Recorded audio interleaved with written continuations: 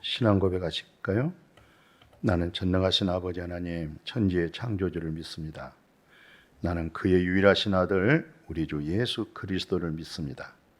그는 성령으로 잉태되어 동정녀 마리아에게서 나시고 본디오 빌라도에게 고난을 받아 십자가에 못 박혀 죽으시고 장사된 지 사흘 만에 죽은 자 가운데서 다시 살아나셨으며 하늘에 오르셔 전능하신 아버지 하나님 우편에 앉아 계시다가 거기로부터 살아있는 자와 죽은 자를 심판하러 오십니다. 나는 성령을 믿으며 거룩한 공교회와 성도의 교제와 죄를 용서받은 것과 몸의 부활과 영생을 믿습니다. 아멘. 요한일서 2장 14절 상반절만 읽어드릴까요? 전체를 봐도 하나님 말씀이니까 유익은 되겠습니다. 그래서 그냥 14절 전체 읽어드리죠. 아이들아, 내가 너에게 쓴 것은 너희가 아버지를 알았으며, 아비들아, 내가 너에게 쓴 것은 너희가 태초부터 계신 이를 알았으며, 청년들아, 내가 너에게 쓴 것은 너희가 강하고 하나님의 말씀이 너희 안에 거하시며 너희가 흉악한 자를 이겼음이니라. 아멘. 자, 14절 내용 하나 속에 드는 내용 속에 아이들의 믿음이 있고 아비들의 믿음이 있고 청년의 믿음이 있어요. 그래서 어제는 아비들의 믿음에 대해서 우리가 깊이 생각하면서 영적 성장, 성숙한 모습을 우리는 같이 살피면서 은혜를 받았어요. 자, 이제 아비들이 있고 청년들이 있는데 그 아비와 청년 이전에 뭐가 있냐면은 아이들이 있어요. 아이들. 그러니까 신앙으로 영적으로 아이들 이 말이에요. 그러니까 지금 말씀한 것은 어린 아이, 그러니까 신앙은 믿음 생활을 하지만 아직도 아이들의 믿음에 속한 그 의미를 가지고 있는 거죠. 근데 이제 아이들의 믿음에 가장 여기서 말씀하고 있는 것은 아비를 알았다, 그렇게 말씀했어요. 아비들아, 내가 너에게 쓴 것은 너희가 아버지를 알았다. 근데 이 아버지가 어떤 아버지냐면 나를 혈육으로 낳으신 그 아버지가 아니고 복음으로 나를 낳았다. 십자가의 복음을 나에게 깨닫게 했다. 하나님의 말씀으로 거듭나게 해주신 분을 일컬어서 아버지, 그렇게 얘기하는 거예요. 때로는 이것을 영적인 아버지, 그렇게 말씀을 하는 거죠. 어떤 면에서 예수 그리스도 안에서 성숙한 모습 안에서는 아이들의 믿음과 청년의 믿음과 아비들의 믿음으로 성장하는 것이 성경적이죠. 근데 이 아이들의 믿음만 가지고 있을 때는 아주 위험스럽습니다. 많은 미혹 받기에도 쉽고요. 사람에게 속하는 믿음이 될 수도 있고요. 사람 말에 의하여서 그런 부분에 밀어날 수가 있어요. 어리석을 수가 있어요. 잘못될 수가 있어요. 그러니까 아이들의 믿음은 물론 첫 단추에 있어서 복음으로 내가 구원을 받았다. 십자가의 복음으로 죄 사함 받았다. 율법 아래서 속량 받았다. 율법의 저주에서부터 내가 이제 예수 그리스도로 말미암아 저주가 끝나고 하나님의 신령한 복을 받게 되어졌다. 이런 사실 아는 거 중요합니다. 또 나는 누구로 하여금 내가 복음을 듣고 누구로 하여금 그 복음을 통해서 내가 구원을 받았다. 이 사실 아는 거 굉장히 중요하지요. 근데 거기만 머물렀을 때는 심각한 문제가 올 수가 있어요. 자, 그래서 오늘 이 시간에는 아이들의 믿음에 관한 말씀을 참고하면서 함께 더 깊숙한 은혜를 받고자 합니다. 그 히브리서 5장 12절 같은 경우는 그 아이들에 대해서 이렇게 얘기를 해요. 때가 오래되었다. 이 때가 오래되었다는 것은 예수 그리스도를 믿고 복음을 알고 그 믿음으로 오래됐다는 것이죠. 그러면서 여기서 지적한 내용이 있어요. 너희가 마땅히 선생이 되었을 터인데 선생이 되었을 터인데 왜? 예수 믿는 지가 오래되었잖아요. 그런데 너희가 다시 하나님의 말씀의 초보가 뭐냐? 에? 누구에게서 가르침을 받아야 할 처지가 아니냐? 에? 단단한 음식은 못 먹어버리고 그저 젖이나 먹어야 할 그런 믿음이 됐다는 것이죠. 예, 신앙이라는 것은 어린 아이 때는 젖을 먹어야죠. 부드러운 죽을 먹어야 되겠죠. 그런데 아니 10살 먹고 20살 먹고 신앙생활이 30년이 넘었는데도 불구하고 죽만 먹으면 되겠어요? 갈비도 드시고 김치도 드시고 여러 가지 모든 것들을 육신에 필요한 공급을 보충하기 위해서 갖가지 모든 것을 공급받아야 됩니다. 그런데 어린아이는 꼭 한 가지 부드러운 젖, 부드러운 죽, 그 이상을 먹으면 체요. 소화가 안 돼요. 생명의 위험까지 있게 되잖아요. 그래서 오늘 히브리 저자의 말씀을 인용해 보면 때가 오래되었는데도 믿음 생활 한 지가 오래되었는데도 역시 성장하지 못해서 어린아이다. 그 어린아이를 일컬어서 더 깊이 있게 의의 말씀이 경험을 못했다 그러잖아요. 의의 말씀, 여호와 하나님은 의롭죠? 여호와 입에서 나오는 말씀이 의롭죠?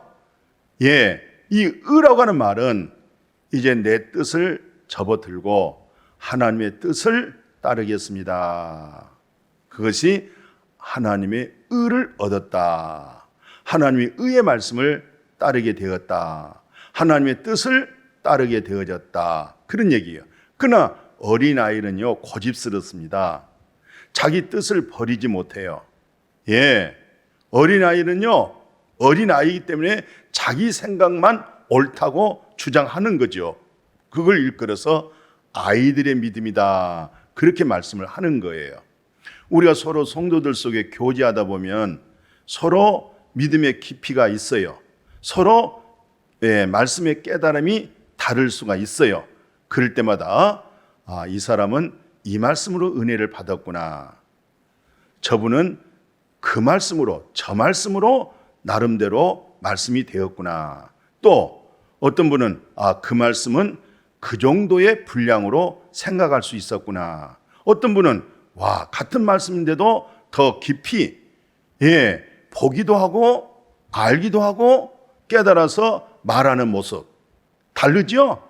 그러나 그런 내용들을 잘못되었다고 가지를 치는 것이 아니고 하나님이 각자 주어진 말씀, 각자 주어진 은혜, 각자 주어진 믿음의 분량 이런 것들을 받아들일 줄 알아야 되고 이해할 줄 알아야 되고 사랑할 수가 있어야 돼요. 근데 어린아이들은요, 자기 것만 고집하는 거예요. 나만이 옳다는 거예요. 남의 믿음은 인정하지 않아요. 남이 받은 은혜는 생각 안 해요.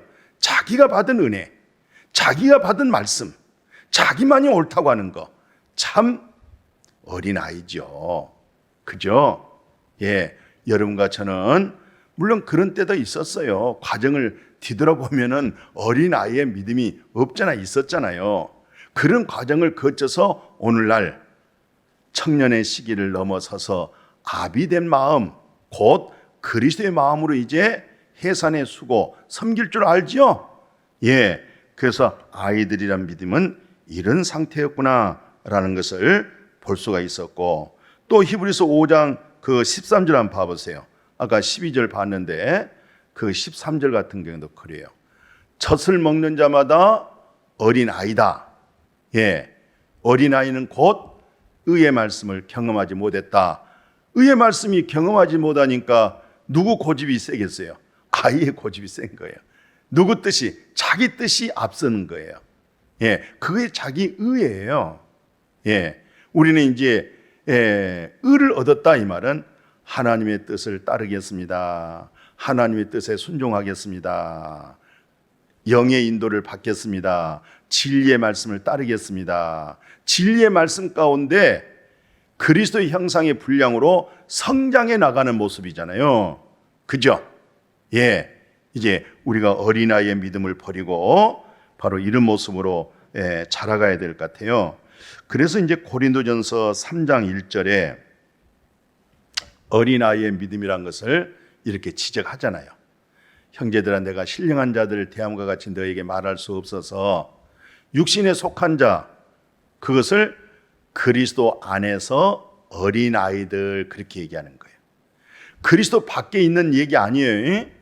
그리스도 안에서 성장하지 못하고 있는 아직 어린아이들, 이것을 육신에 속한 자. 그러니까 구원 받았어요, 못 받았어요? 구원 받은 거예요. 구원은 받았는데 어린아이의 믿음 속에 곧 육신에 속해져 있는 모습, 그러니까 육신의 말 벗어날 수가 없겠죠. 그게 3장 그 2절 보세요. 이분들의 특징은 젖으로 먹이고 밥으로 안위했다. 왜? 감당을 못하니까. 지금도 못한다. 이 말은 지금까지 믿음 생활에도 성장하지 못하고 있구나. 어린 아이의 믿음에서 벗어나지 못하고 있구나. 이 어린 아이는 다 예수 그리스도 안에 있는 자를 일컬어서 어린 아이라고 말하고, 그리스도 예수 안에서 성장하지 못한 모습을, 그리고 그리스도 예수 안에서 끝까지 자기 고집, 자기의, 자기 생각을 앞세우는 것, 이것을 어린 아이 믿음이라고 말씀을 하고 있습니다. 그래서 이분들을 일컬어서 에베소서 4장 13절에 그러잖아요. 자, 우리가 다 하나님의 아들을 믿는 것, 두 번째, 아는 일에 하나가 되어서 온전한 사람을 이루어 그리스도의 장성한 분량이 충만한 데까지 이르겠다. 그렇습니다. 이게 오늘날 기독교 교육이에요. 여러분과 저도 아직 공사 중에 있잖아요. 아멘. 공사 중에 있어요. 계속 공사 중입니다. 하나님은 계속 우리를 공사 중에 있습니다. 그 공사를 해 나가되 어디까지? 그리스도의 분량, 머리 대신 그리스도로 생각할 줄 알죠? 영의 생각할 줄 알죠? 항상 자기 중심된 생각에서 이제는 하나님을 생각하고 상대방을 생각하고 이해하고 용납하고 용서하고 관용을 베푸는 거죠. 거기까지 성장하는 거예요. 어린 아이의 믿음이 그렇게 자라갈 수 있기를 축복해요. 그래서 기독교 교육이 있어서 4장 14절에 왜 어린아이에서 우리가 벗어나야 되냐면, 14절 보세요. 우리가 어린아이가 되게 되면 사람들의 말에 속임수에 빠져요. 사람들의 간산 유혹에 빠져서 온갖 교훈의 풍조에 밀려가지고 여동해요.